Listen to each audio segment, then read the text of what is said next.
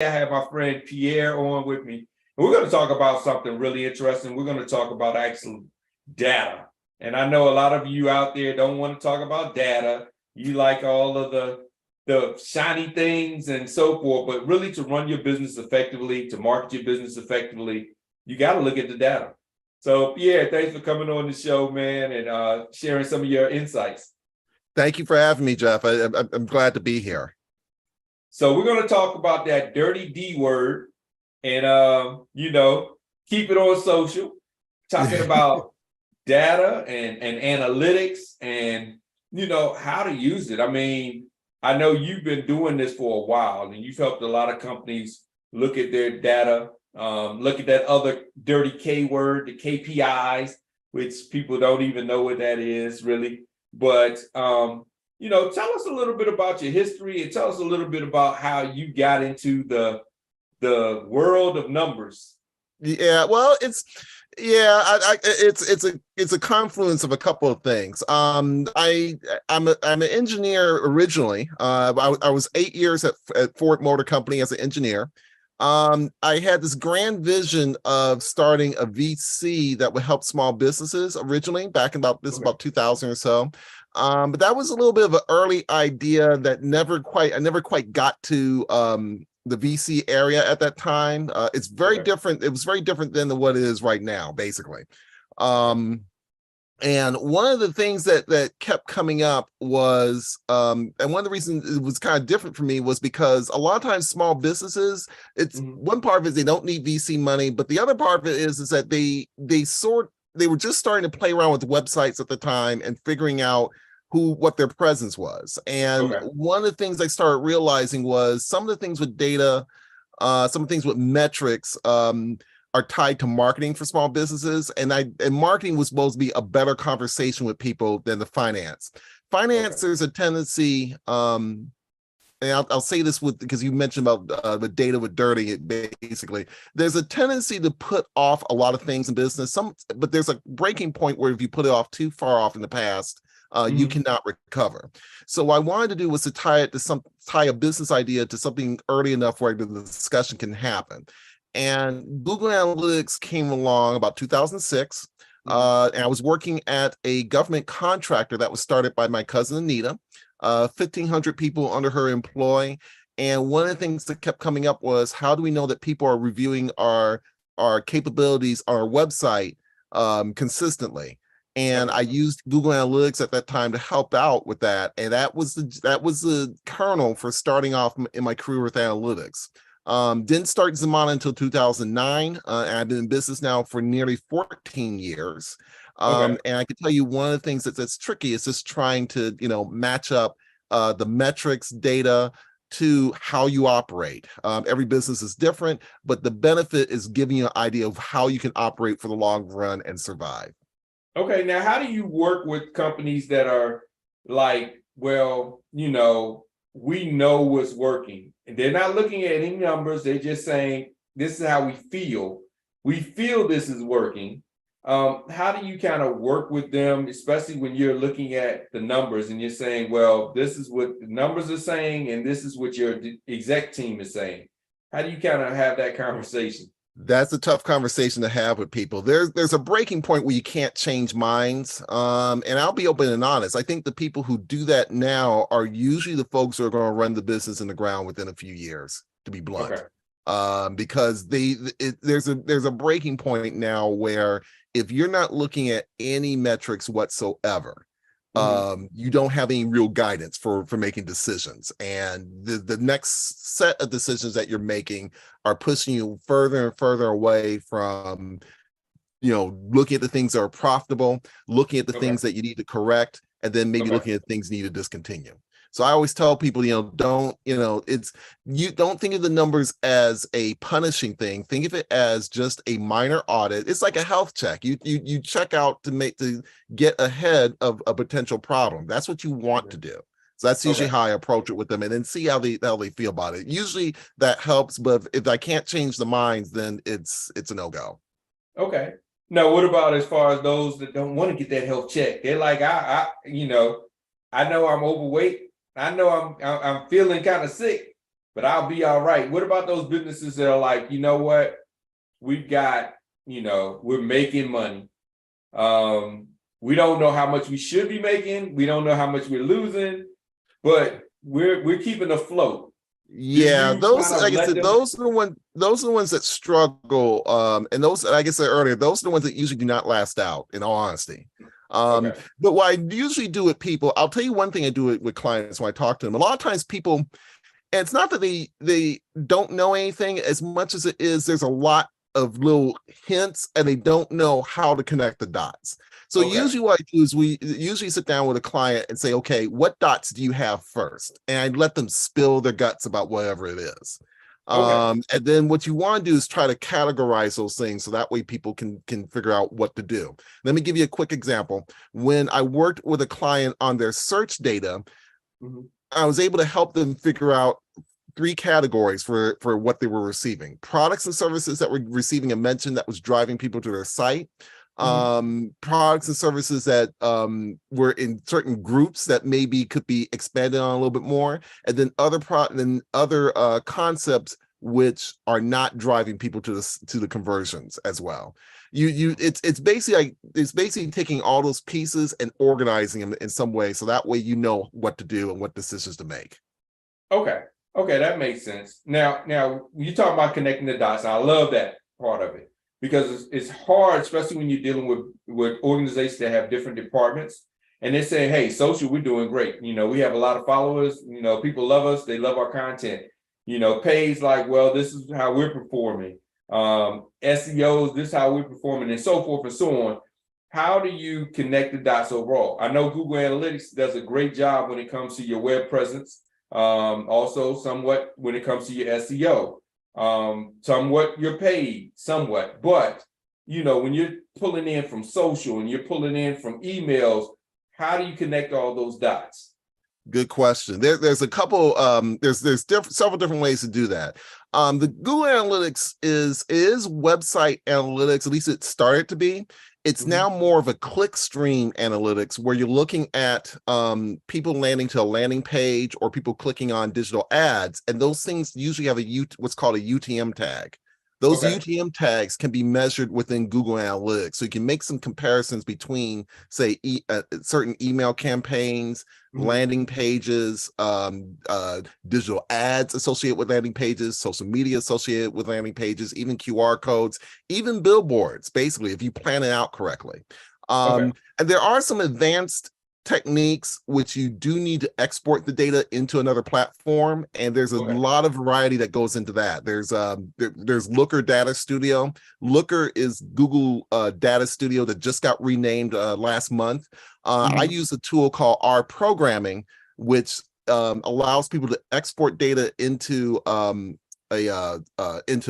programming script and then use statistics to do predictive analytics. So there's a lot of platforms out there you can do to put it together. And my company, we do that.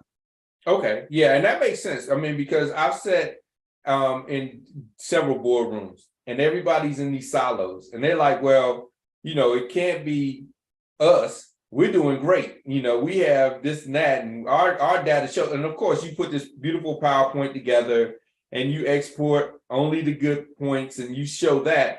But the exec team is like, overall bottom line, though, is not where we need it to be. So where are these holes? And if you're not looking at it in a holistic way, in the big picture way, and you don't have all the dots being connected, everybody does look like they're doing great. Open rates and emails are high. Click rate, where are you falling through the cracks? And that's a hard conversation because nobody's going to own up to their department isn't passing along that customer through the journey to the next step to actually drive the business, to actually get the conversions and things of that nature. Where are those, loopholes? So it's very important to have one place you can look and say, yeah, there's a lot of people that, and I'm not picking on social. Social's going to hate me for this. But yeah, there's a lot of people that love your content. They love your video. They love your post, but it didn't drive anybody to anything. I remember one time working with the company, their social was doing wonderful, but they never put any links to the site. ever. So it killed Yeah. SEO. And they weren't driving anybody. You know, people loved it because they had some humorous posts, but they loved the content. It wasn't driving any business. And it was hard to consult and let them see that, yes, this is great, but you have to have some call to action sometimes. Not all the time, but sometimes. And you have to drive them to the next step. So that's always been a challenge. Now, I'm going to ask you another question. Okay. What about those that say, and I'm going to put air quotes, I don't want Google in my business. So they don't want to set up Google Analytics because they're like, I don't want Google in my business. What do you say to those people? That they have a misunderstanding of technology. Okay. Google does not, and that's their right to do that. There are other alternatives. First of all, let me back up and say that. There's another analytics platform called Matomo, which used to be called Piwik.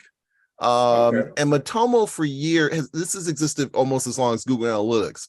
It's a smaller platform, and you can add tags to that. And the difference between that and Google is that the analytics are not hosted on a main server, basically. But there's not as many integrations to other platforms that people typically use. So things like Google Analytics has an integration with MailChimp. There's an integration with even on Google, with Google Looker, you can pull data from a SQL database basically and build a dashboard for that. The data itself, and this gets into data privacy, so I'm glad that you brought this up. The data itself is not personally identifiable information. This means someone's name, somebody's even somebody's license plate can be considered personally identifiable information because it links to ID. That type of information does not go through a Google Analytics platform. So that's that. So the privacy issue usually doesn't happen there. It does happen, however, when you're integrating the data with other data from maybe a SQL database or a NoSQL database or any type of data when you're merging it together. Those are the things that you may want to keep an eye open for. But I would not, and Google's had some struggles with it publicly. They had one with compliance with GDPR. I know that much in Europe. But a lot of that is more the mechanics of where the data is being hosted. And I think as a business, if you're that concerned, look at where your data is hosted and get an idea before you start worrying, I think, basically. And that's a great point. That's a great point to, bring on experts such as yourself that knows the full story. Because a lot of people will see a blog post or they'll see, a little snippet on social and they'll say, oh, this is what's going on without getting the whole context. So they're saying, well, Google had some privacy issues. They're going to be all in my business. And you're like, no, that's really not the full story. So here's the full story. And then you can decide what makes sense for your business. So that's a great point. I'm glad you brought that up because a lot of times you'll hear that and you're like, Google, well, I was saying it all wrong. Google's already in your business. I mean, you already pretty much know everything you got going on. As long as you got a cell phone and a browser, they're already in all your business. But I digress. I may be wrong. That's a better way of saying this is how this works than just, hey, what can you do? Yeah. So tell me about KPIs. Everybody talks about KPIs, key performance indicators, but do they really understand what KPIs are and how they can work for a business? I think for in terms of a smaller business, that can always be tricky. KPIs are metrics that are driving growth within your business. Basically, usually it's a ratio. Not all the time, but usually it is. So it can be something as simple as a growth rate. It could be something related to conversion rate within Google Analytics. A great one is customer acquisition cost, which is basically a ratio of the spend that you have on a channel, the revenue you generate from a channel versus the spend that you have on a channel. So so that ratio can be a KPI. KPIs are important because a lot of times what people do, and I'll tell you a mistake that small businesses do, is they'll come to me and say, how does doing X build sales for me? And it's usually a process rather than just the one thing. I think people are so acclimated to running a digital ad or acclimated to social media. It's a great way for connecting with people, but just because you run one thing once does not mean that that person's going to go purchase it. It's kind of like buying you remember buying an album when somebody released a new album on Tuesday and you're like, okay, I'm going to run to the record store and pick up this album and that type of thing. People don't do that. Adults do not stop and not buy baby food for their baby to go buy your latest widget. So you have to have a process put together, and the KPIs get into that a little bit. Customer acquisition costs can be a way of measuring and comparing each platform that you use or each channel that you're using to draw customers in and get a sense of, yeah, I'm getting all these sales, but what is it costing me to get these sales from this particular channel? It will help you in terms of dealing with the multiple social media platforms that you're using, and can help you in trying to understand, again, what we're talking about earlier, where you need to focus to grow your business or to operate your business for long term. Yeah, that's something that I strongly suggest whenever I work with clients.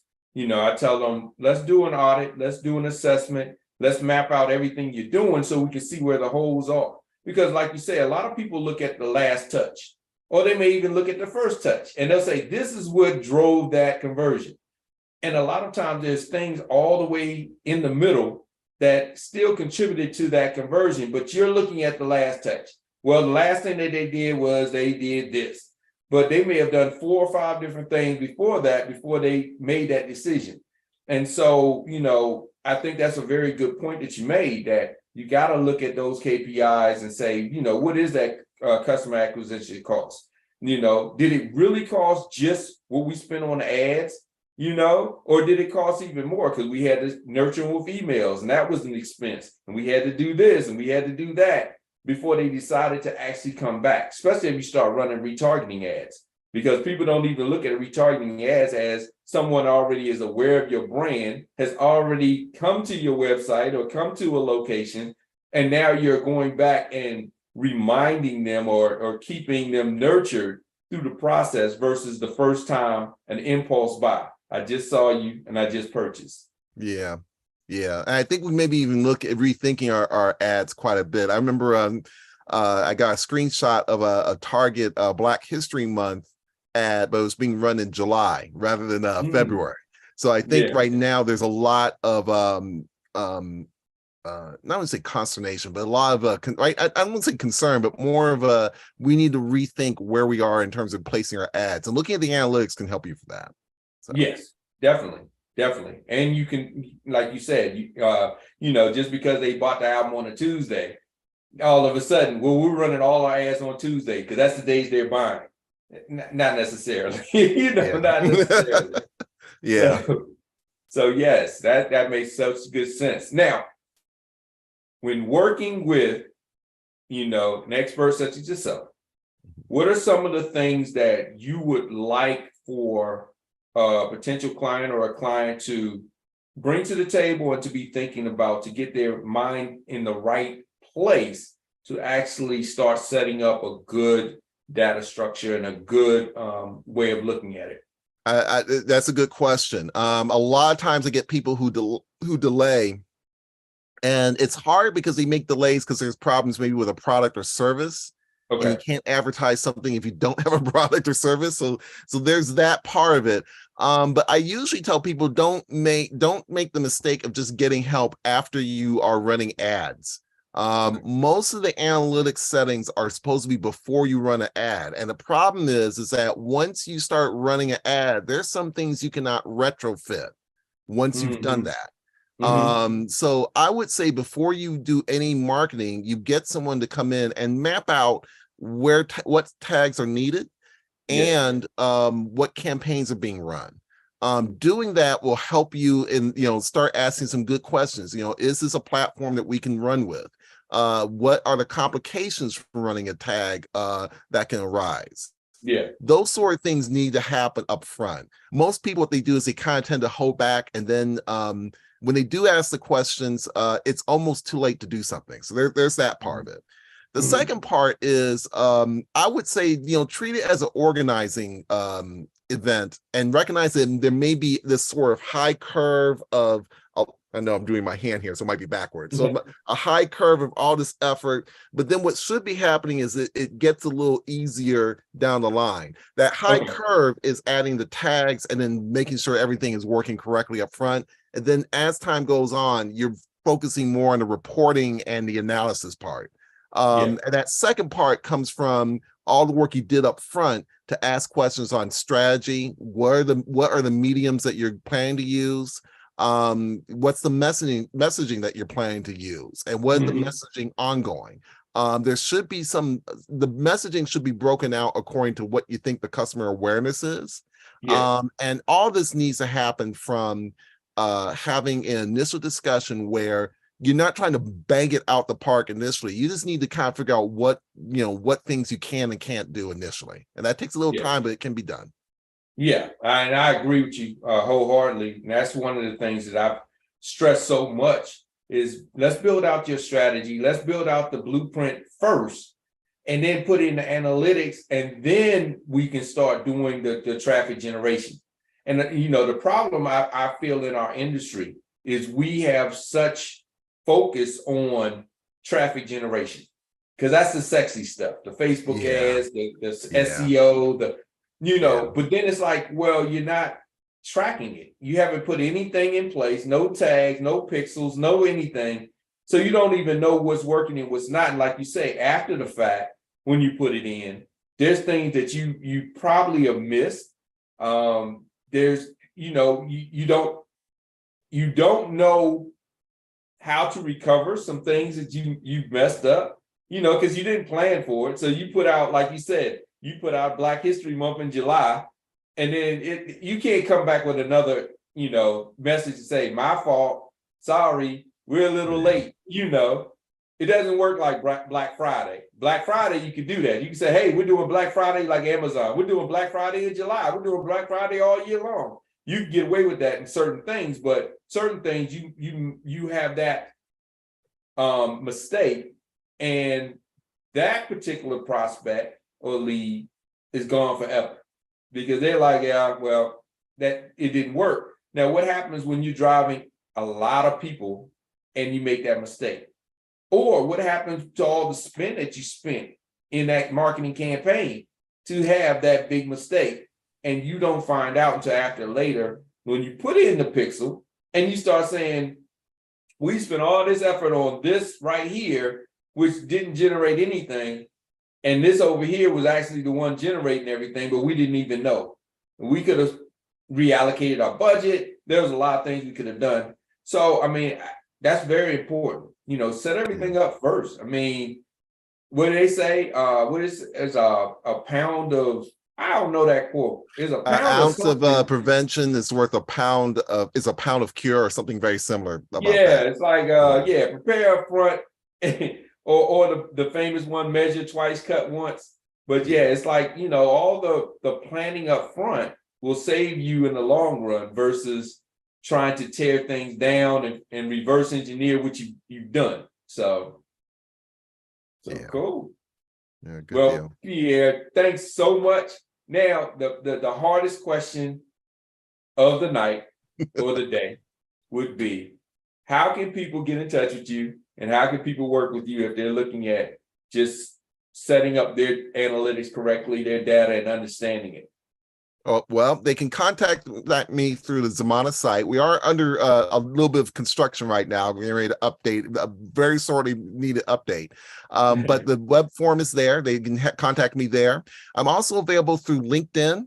You can also find me through LinkedIn, and we have a Zamana page there, as well as on Facebook and a Zamana Instagram. We do have a Zamana Twitter, but we may be, be honest, we may be thinking about retiring it right now because of what's going on with the Elon Musk thing. Yeah, there's a lot of people not happy about that. I'm a little concerned about that, particularly with what Black Twitter and where that will go. But you can find me there. And finally, Medium. I do have articles on Medium that you can check out. Many of them will some of them will deal with R programming, so you can kind of get to learn a little bit more about that. But then also There's articles on business as well. And I do writing for CMS Wire. I need to talk. I've been doing that for the last 8, actually now almost 9 years, really. So I'm pretty much online. So I'm pretty responsive too. So there you go. Cool. Wow. I have to talk to you about that writing. That's something big. So cool. Well, I appreciate so much for you coming in, kind of clearing up some of the cobwebs when it comes to data. And you know, and everybody, y'all didn't realize that Pierre actually is AI. He's not even a human. Nah, I'm just playing. I'm just playing. Okay. Now, we were talking about earlier about this AI that they had, Sophia or something that looked human, talked human, interacted, everything. But we'll have another conversation once that starts to become something that's, I guess, normalized, because I'm sure there'll be a lot of data involved in that as well. Yeah, I'm interested. I've seen people use Lensa for the images, which have been outstanding. And then there's another one, the Chat GPT, which supposedly has a lot of features, AI features into it that are just supposed to be outstanding for content. So I'm still hoping to check that out, hopefully during the upcoming break. So wow. Did you know you can actually chat with your Alexa app? You literally can talk to your Alexa, and you can say, one of the commands is have a conversation. Oh, I did not know that. We'll have a conversation. I did it one time. I felt geeky, but it asked me where I was from. It told me that it's from Silicon Valley. It asked me, what's my favorite team? It asked me, it literally had a conversation like if you're at a bar and having a conversation with somebody. I was amazed. I was like, this is scary, but it was amazing. And it was pretty intelligent conversation. Most of it wasn't just a question and answer. It gave some input. It went down this path, and then it'll ask you another question. Then it'll take you down another path of conversation. And I was like, this is interesting at best. So. Okay, cool. Good deal. Well, I enjoyed the conversation. This has been a lot of fun. Oh yeah, thanks for coming on, and we'll be talking a lot more, on LinkedIn audio and Clubhouse and all the other platforms. And I appreciate you taking some time out and sharing this insight. Thank you. Thank you for having me. All right, everybody. If you are interested in getting in touch with Pierre and having your data basically set up correctly so you can understand it, reach out to him. And again, this is another one of the marketing strategy sessions where we just bring experts in to talk about marketing, and without all the marketing myths and hype, just the facts. And that's what we're here to do. So everyone, I hope you enjoyed it, and I hope you have a great day.